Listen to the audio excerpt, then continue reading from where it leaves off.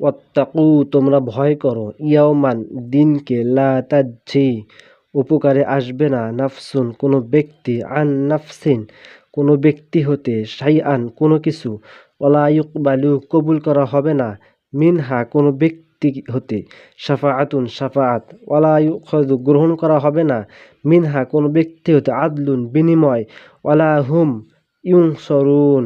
এবং সে কোনো সাহায্যপ্রাপ্তও হবে না। واتقوا يوما لا تجزي نفس عن